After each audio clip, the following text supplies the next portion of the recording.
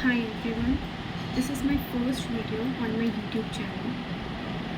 My main motive is only to make you guys understand with my concept.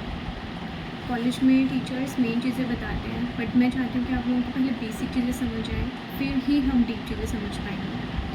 So let's start the video. My today's topic is cells, epithelium and connective tissue. Cells में इतना कुछ पढ़ने जैसा नहीं है, तो general anatomy में जो मैंने फर्स्ट चैप्टर लिए वो यही वाले लिए हैं. तो सबसे पहले हम एपिथेलियम से स्टार्ट करेंगे.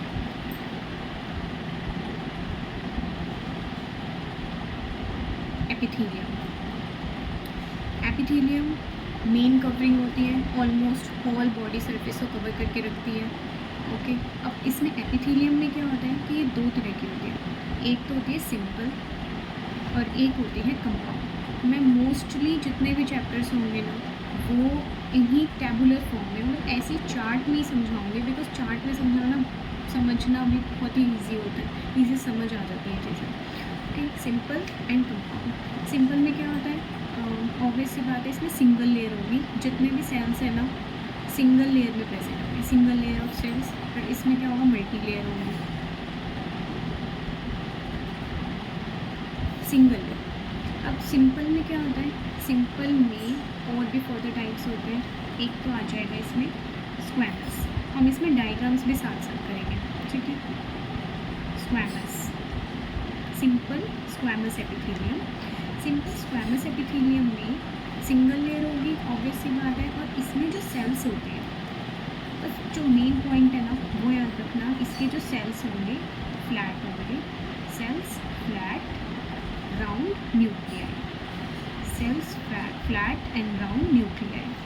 ओके, और एग्जांपल्स हैं, एग्जांपल्स थोड़ा डिफिकल्ट है बट वो तो याद करने पड़ेंगे, उनका ऐसा कुछ नहीं है. पर बस ये मेन चीज़ें याद रखना. स्क्वैमस एपिथेलियम में क्या होता है, सेल्स फ्लैट होते हैं एंड न्यूक्लियाई जो होते हैं वो राउंड होते हैं. Okay, and for example endothelium of blood vessels, endothelium of blood vessels and alveoli of lungs.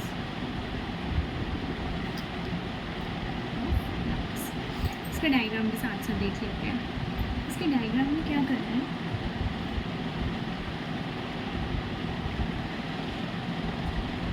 ऐसे करके हम इसमें फ्लैट सेल्स बनाएंगे. तो जो सेल्स ऐसे बिछे हुए होंगे, एकदम फ्लैट होगा. तो बस इसमें ये चीज़ है. और इसके जो न्यूक्लियस है वो राउंड सेंटर में इसका न्यूक्लियस आ जाएगा. Okay, next is simple squamous हो गया. Next is simple cuboid. Simple cuboid. Simple cuboidal में नाम से पता चल रहा है क्यूब लाइक सेल्स होंगे, क्यूब सेल्स और राउंड न्यूक्लिया. ठीक है, round nuclei. For example thyroid follicles,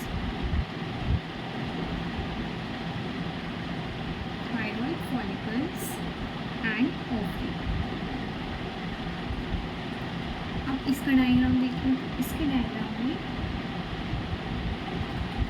cube like sales बनानी है, बस ऐसे करके क्यूब बना दिया हमें and round centre Nucleya.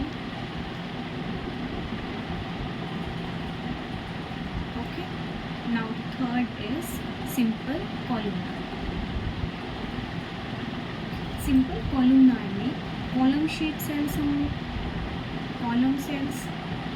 And इसमें क्या होगा, सेल्स की शेप बढ़ गई, मतलब कि लॉन्ग हो गए, तो इसमें जो न्यूक्लियाई होंगे वो भी इलोंगेटेड हो जाएंगे, इलोंगेटेड न्यूक्लियाई.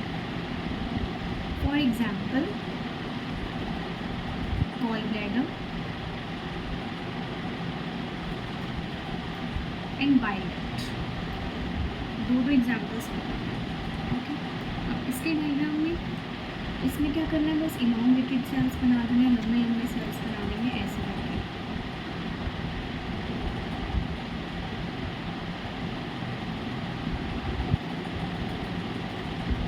और इलोंगेटेड न्यूक्लियाई हो जाएंगे.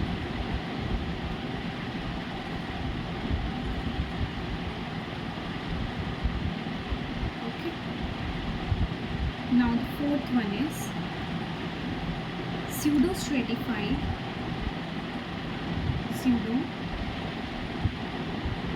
Stratified columnar epithelium, pseudo stratified columnar epithelium.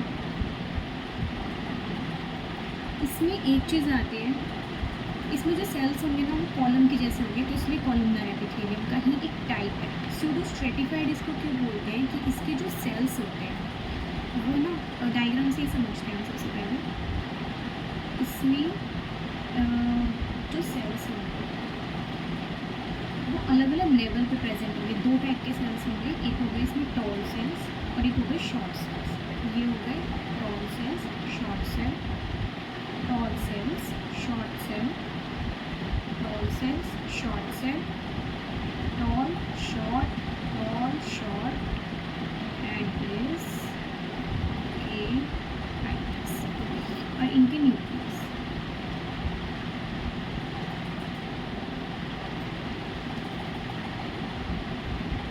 ये इनकी बेसमेंट में है। तो इसमें क्या है, टॉल एंड शॉर्ट दो टाइप के सेल्स हैं, tall cells and short cells. दोनों के बेसमेंट मेम्ब्रेन अलग अलग है। ये इनको एक स्ट्रेटिफाइड अपीयरेंस देते हैं। स्ट्रेटिफाइड मतलब मल्टी लेयर अपीयरेंस, इसलिए कंपाउंड एपिथेलियम को भी हम स्ट्रेटिफाइड एपिथेलियम भी बोलते हैं। ओके, स्ट्रेटिफाइड अपीयरेंस दे रहा है ये इसको, तो इसलिए हम इसको सूडो स्ट्रेटिफाइड बोलते हैं। और कॉलम शेप के हैं तो कॉलमनार एपिथेलियम हो गया। Tall cells and short cells दोनों की बेसमेंट मेम्ब्रेन अलग हुए। अब इसमें क्या होता है, अगर टॉल सेल पर सीलिया प्रेजेंट है, सीलिया क्या होते हैं जो मूवमेंट में हेल्प करते हैं सेल्स को, अगर इस पर सीलिया प्रेजेंट है तो ये हो गए pseudo stratified ciliated columnar epithelium. और यही अगर इसमें सीलिया एब्सेंट होंगे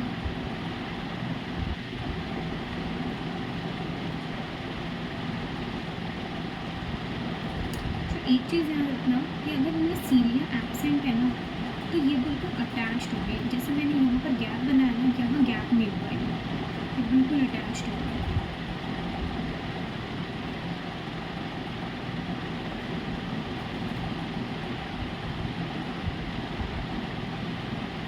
ओके, इनमें सीलिया एब्सेंट है तो फिर ये हो गए pseudo stratified non ciliated columnar epithelium.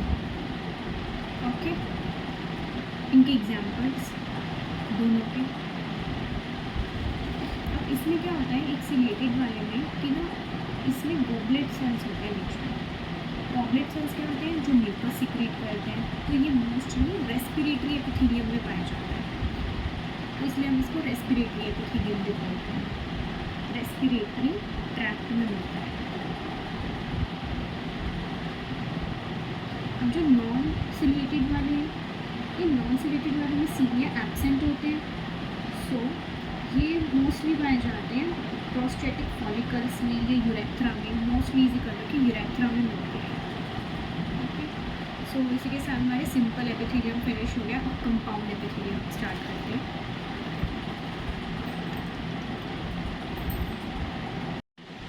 Now let's start with compound epithelium. Compound epithelium में सबसे पहले आता है, ऐसे ही सेम आएगा, कंपाउंड स्क्वैमस।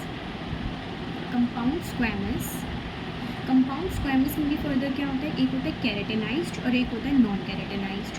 अब इसमें एक जो केराटिनाइज्ड होता है, एक हो गया केराटिनाइज्ड और एक हो गया नॉन केराटिनाइज्ड। इसके केराटिनाइज्ड वाले में क्या होता है कि जो आउटर लेयर होती है ना सेल्स की, वैसे तो ऑब्वियसली बात है कंपाउंड है तो 4 to 6 लेयर्स तो इसमें होंगी सेल्स की।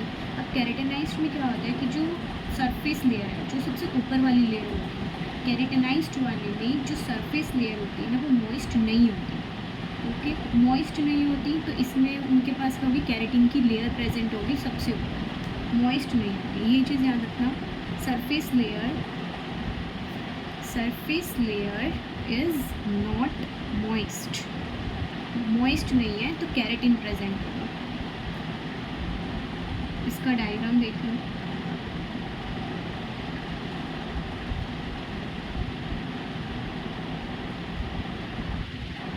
ये यहाँ पर हम ऐसे करके कैरेटिन की लेयर दिखा देंगे, ऊपर कैरेटिन है, और यहाँ पर हमें ऐसे करके काफ़ी सारी लेयर्स बनानी होंगी सेल्स की। ओके,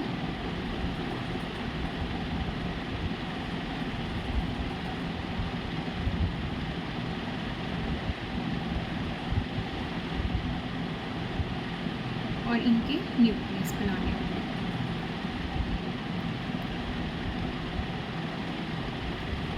नॉन कैरेटिनाइज्ड है, नॉन कैरेटिनाइज्ड में ऐसे सेम बनेगा, बट उसमें ये वाली लेयर नहीं बनेगी। जो ये वाली लेयर है ना, वो एब्सेंट होगी। तो इसमें क्या होगा कि जो सरफेस लेयर है, सरफेस लेयर इज़ मॉइस्ट। इनकी लेयर जो होती है वो सरफेस वाली, वो मॉइस्ट होती है। बस इसमें क्या करना है कि ऐसे करके बनाना है, और यहाँ पर डायरेक्टली हम सेल्स की लेयर बना देंगे। बहुत सारे सेल्स बनाने हैं ऐसे ऐसे करके सेम बिल्कुल। अच्छा, एक चीज़ और याद रखनी है कि जब हम डायग्राम बनाएंगे एग्ज़ाम्स में, तो पहले क्या करना, पेंसिल से डायग्राम्स बना देना सारे। ऑलमोस्ट जितने भी डायग्राम्स हैं ना, पहले तो आप ऑफ कोर्स क्या करेंगे कि अगर ये क्वेश्चन आया है ना, मेंशन है अगर कि डायग्राम्स भी बनाने हैं, तो ही डायग्राम बनाना। अगर नहीं मेंशन है तो पहले थ्योरी बना देना, डायग्राम की स्पेस छोड़ देना। फिर अगर टाइम बचता है तो हम पेंसिल से डायग्राम्स बनाएंगे पहले। फिर भी अगर हमारे पास लास्ट में टाइम बच गया तो हम सबसे पहले जो ये सेल्स हमने बनाए इनके अंदर लाइट पिंक कलर करेंगे। फिर अगर हमारे पास और टाइम बच रहा है तो हम इनके जो न्यूक्लियस हैं उनको पर्पल कलर से बनाएंगे। अदरवाइज़ पेंसिल से बना के छोड़ देना, दैट्स इट।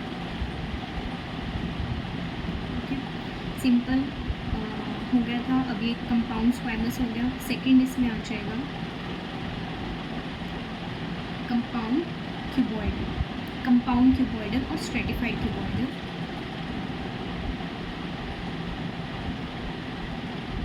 इसमें भी वही सेम है। इसमें यूजुअली क्या होती है, डबल लेयर होती है, ठीक है। अच्छा, इनके एग्जांपल्स वेजाइना हो गया नॉन कैरेटिनाइज्ड वाले का, और जो कैरेटिनाइज्ड वाला है इसमें आ जाएगा एपिडर्मिस ऑफ द स्किन। सो ये चीज़ याद रखना। इसमें तो आ जाएगा एग्जाम्पल एपिडर्मिस, इसका एग्जाम्पल आ जाएगा वेजाइना। ओके, कंपाउंड क्यूबॉइडल है। कंपाउंड क्यूबॉइडल में बस वही सेम होता है कि बहुत सारी लेयर्स आ जाएगी, बस इतना ही डिफरेंस आएगा दोनों में कि इसमें लेयर्स ज़्यादा आ जाएंगी। ओके, और for example duct of sweat gland. Third is compound columnar. Compound columnar और ये वाला भी ऑलमोस्ट सेम ही होता है, बस इसमें कई सारी लेयर्स आ जाती हैं। For example large duct of salivary gland. Okay, now the fourth one and the most important is transition epithelium.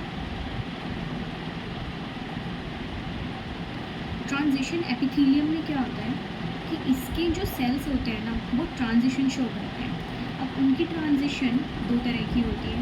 एक ट्रांजिशन जो होती है, ये एक ट्रांजिशन दिखाते हैं सरफेस ऑफ लेयर में,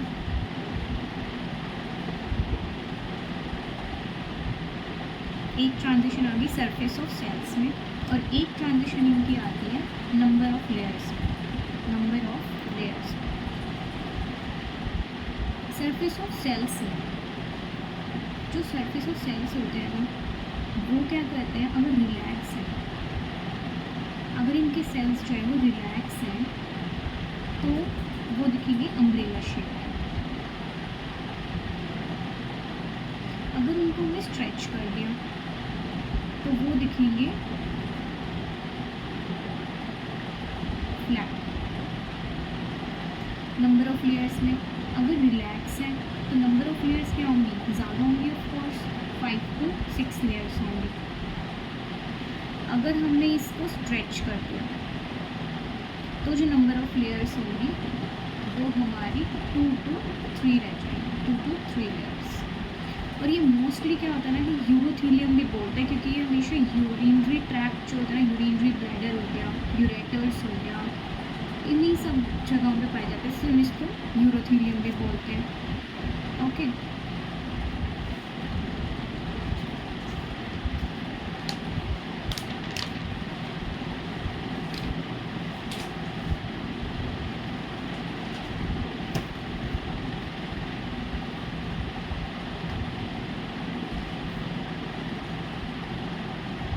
अब इसका भी डायग्राम देख लेते हैं। इसके डायग्राम में क्या है,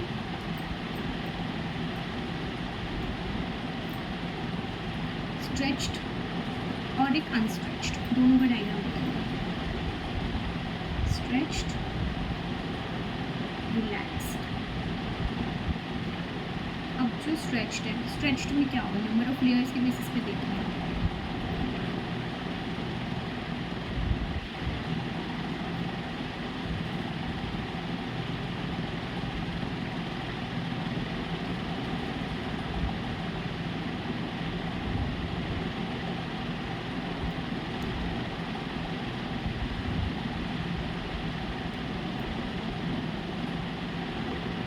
नंबर ऑफ लेयर्स कितनी है, ओनली 3 लेयर्स हैं अगर ये स्ट्रेच है। रिलैक्स है, रिलैक्स वाले में ज़्यादा लेयर्स आ जाएंगे और इनके सेल्स की भी शेप देख लो, जो सरफेस वाले सेल्स हैं वो अम्ब्रेला शेप के दिखेंगे। ऊपर वाले सेल्स ये अम्ब्रेला शेप के सेल्स दिखेंगे इसके ऊपर वाले, और जो बीच वाले सेल्स होते हैं ना वो इसके पियर शेप के सेल्स होते हैं, पियर शेप के सेल्स। नीचे वाले क्यूब या फिर कोलुमनार शेप के सेल्स होते हैं।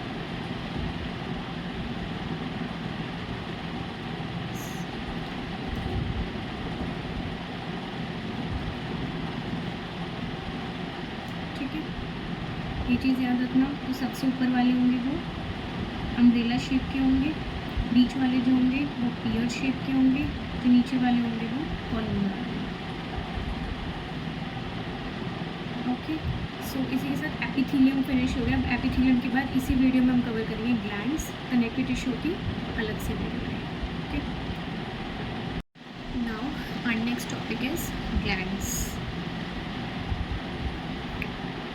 ग्लैंड्स क्या होते हैं, ग्लैंड्स पे एक टाइप के स्पेशलाइज्ड एपिथेलियल सेल्स होते हैं जो कुछ ना कुछ सिक्रीट करते हैं, मीन्स क्या करते हैं, सिक्रीशन प्रोड्यूस करते हैं। अभी ग्लैंड्स क्या होते हैं, यूनिसेलर होते हैं, एक मल्टी सेलर होते हैं। यूनिसेलर में क्या होते हैं, जिसमें सिंगल सेल हो। मल्टी सेलर क्या हो, जिसमें बहुत सारे सेल्स हो। बट मेन इसमें क्या होता है, दो तरह के, एक होते हैं एक्सोक्राइन और एक होते हैं एंडोक्राइन ग्लैंड्स। एक्सोक्राइन ग्लैंड्स होते हैं जो अपनी सिक्रीशन, जो उनकी सिक्रीशन हो वो रिलीज़ करते हैं directly into the surface through their duct. Duct के थ्रू रिलीज़ करते हैं अपनी secretion, either on the surface of body or on the surface of hollow organs. ठीक है, they release secretion on body surface through duct.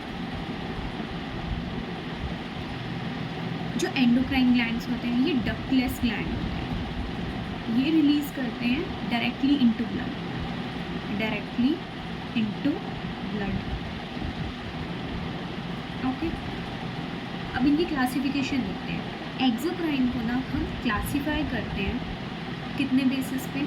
सबसे पहला base होता है एक्सोक्राइन को क्लासीफाई करने का according to branching pattern, according to branching pattern of duct, according to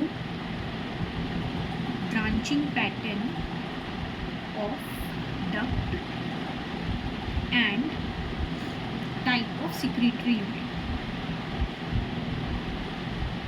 and type of secretory unit। ये हो गया पहला बेसिस क्लासिफिकेशन। सेकंड बेसिस होता है इसको क्लासीफाई करने के लिए according to their type of secretion, nature of secretory product, according to nature of secretory product. Third होता है according to mode of secretion,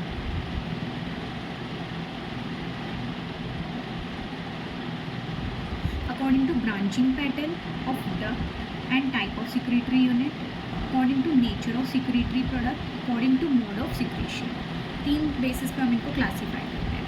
सबसे पहले अब आ जाओ according to branching pattern of duct, means जो डक्ट है जिनके थ्रू सिक्रीशन हो रही है, अब उनका ब्रांचिंग पैटर्न कैसा है। अगर जो डक्ट है सबसे पहले इसमें होती है सिंपल। सिंपल में क्या होता है कि जो डक्ट होगी ना वो ब्रांच नहीं होगी, do not branch, duct do not branch, duct do not branch. Simple में क्या होता है, एक होती है ट्यूब्यूलर और एक होती है एकिनार। ट्यूब्यूलर वाली क्या करती है कि जो डक्ट की शेप होगी वो ट्यूब वाली होगी, ट्यूब्यूलर। ट्यूब्यूलर वाले में क्या होता है, ट्यूब शेप, ट्यूब शेप होगी लेकिन ब्रांच नहीं करेगी। इसकी शेप देख लेते हैं, ऐसे करके इसकी शेप आ जाएगी। एक इसी में आ जाएगी एकिनार। एकिनार वाले में क्या होता है कि इसमें तो ट्यूब थी, बिल्कुल स्ट्रेट ट्यूब होती है, बट एकिनार में क्या होता है, राउंड और ओवल, राउंड और oval. Simple tubular, simple acinar, round और ओवल हो जाएगी, जैसे कि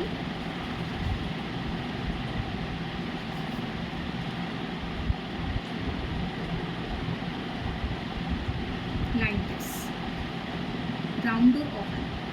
अब इसी सिंपल ट्यूब्यूलर में ना एक तो बिल्कुल स्ट्रेट ट्यूब्यूलर हो गई, एक ये कॉइल्ड भी हो सकती है या फिर इसलिए ब्रांच भी हो सकती है, कॉइल्ड भी हो सकती है या फिर ब्रांच भी हो सकती है। ठीक है, सिंपल एकिनार में क्या हो गया, राउंड हो गया। अगर हम इसमें ब्रांच देखेंगे, ब्रांच में, तो ये हो जाएगी like this. Okay, next is compound. Compound वाले ब्रांच करते हैं, ब्रांच। ब्रांच में क्या होता है, एक कंपाउंड में आ जाएगी, इसमें भी ट्यूब्यूलर आ जाएगी। ट्यूब्यूलर वाले में क्या करते हैं कि वो ट्यूब शेप होगी और ब्रांच करेगी, ये आ जाएगा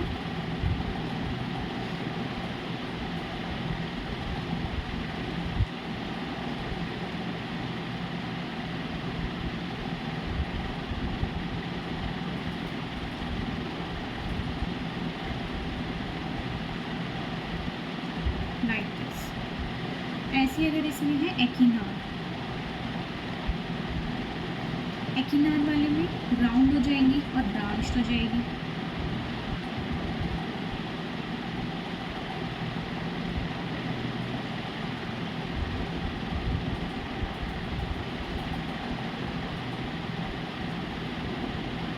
लाइक दिस। ओके, अब इनके एग्जाम्पल्स देख लेते हैं। सिंपल ट्यूब्यूलर, सिंपल ट्यूब्यूलर होते हैं इंटेस्टाइनल ग्लैंड्स में। ये वाला जो होता है ये हमारे होते हैं इंटेस्टाइन में। जो एकिनार होते हैं, एकिनार वाले होते हैं यूरेथ्रल ग्लैंड्स में, ये आ जाएंगे यूरेथ्रल ग्लैंड्स में। Okay, compound tubular, compound tubular होते हैं बल्बो यूरेथ्रल ग्लैंड में, और कंपाउंड एकिनार होते हैं पेंक्रियास में। ये आ जाएंगे बल्बो यूरेथ्रल ग्लैंड्स में, और ये वाले आ जाएंगे पेंक्रियास में। Okay, according to nature of secretory product, according to nature of secretory product में अगर जो सिक्रीशन है वो है सिरस टाइप की, सिरस, या फिर वो है म्यूकस, या फिर है सेरोम्यूकस, या फिर हो सकती है सेलुलर। अगर सिरस है तो हम उसको बोलते हैं parotid.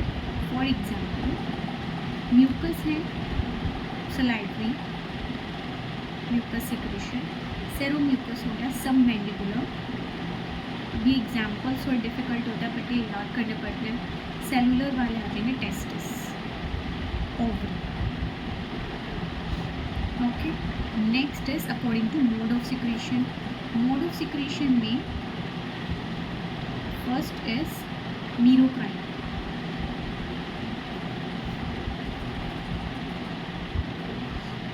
मीरोक्राइन secretion is released by exocytosis. इसमें ना जो सेल मेम्ब्रेन होती है, अब एक्सोसाइटोसिस क्या होता है कि उन्होंने जो उनकी सिक्रीशन थी वो मेम्ब्रेन के पास आई, तो उसने क्या करा, एकदम वहाँ से हल्का सा वो खुल जाता है, मेम्ब्रेन जो होती है वहाँ से खुल जाती है, तो सारी सिक्रीशन होती है एकदम बाहर चली जाती है। तो ये क्या कहते हैं, secretion is released by exocytosis, secretion is released by exocytosis. Second is apocrine. Apocrine में क्या होता है, सिक्रीशन जो होती है ना सारी की सारी पहले सेल के अंदर आके एक्यूमुलेट कर जाती है, इकट्ठी हो जाएगी सारी सिक्रीशन एक सेल के अंदर आके एक जगह पे। फिर वहाँ जहाँ पर वो इकट्ठी हुई थी वो पोर्शन जो है वो पूरा पोर्शन अलग हो जाता है सेल से, pinched off, it gets pinched off. पूरा पोर्शन जहाँ पर इकट्ठा हुआ था जो सिक्रीशन थी वो पूरी सेल से अलग हो जाती है। ओके, तो हम इसमें लिखेंगे secretion gets pinched off where it gets accumulated,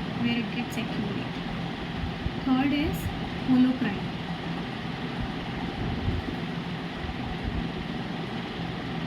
इसमें क्या होता है कि पूरा का पूरा सेल जिसमें सिक्रीशन बनाई है पूरा का पूरा सेल ही डिस्चार्ज हो जाता है सिक्रीशन के साथ। entire cell is discharged along with secretory product। Okay, examples देख लेते हैं। इसका एग्जाम्पल आ जाएगा सलाइवरी ग्लैंड मीरोक्राइन का। एपोक्राइन का एग्जाम्पल आ जाएगा मेमोरी ग्लैंड। होलोक्राइन का एग्जाम्पल आ जाएगा सीबेशियस ग्लैंड।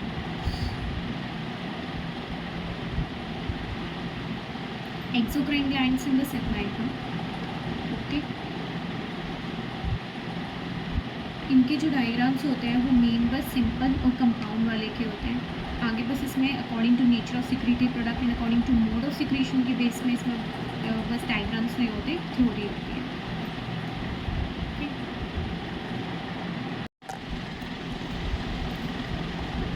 एंडोक्राइन ग्लैंड्स दो तरह के होते हैं। एक होता है cord and clump type,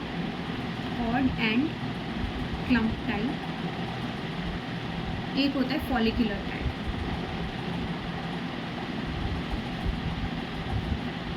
cord and clump type में जो सेल्स होते हैं, cells form anastomosing cords. Anastomose कर जाते हैं जो सेल्स होते हैं सारे, और इन अनास्टोमोसिंग कॉर्ड्स के बीच में, in between anastomosing cords are sinusoids। Sinusoids क्या होते हैं, साइनोसॉइड्स हम ब्लड कैपिलरीज को बोलते हैं। फॉलिकुलर टाइप होते हैं जिसमें जो सिक्रीशन होती है, secretion is stored in follicle, secretion is stored in follicles। इसमें वही होता है in between follicles are sinusoids। Endocrine glands में इतना ही है, दो टाइप के होते हैं। बाकी एक्सोक्राइन ग्लैंड्स समझ में आ गया। सो गाइज, अगर आपको मेरे कॉन्सेप्ट अच्छे से समझ में आया so please like, share, comment and subscribe my channel. I will make more such videos so that you guys can understand connective tissue की मैं अलग से वीडियो बनाऊंगी।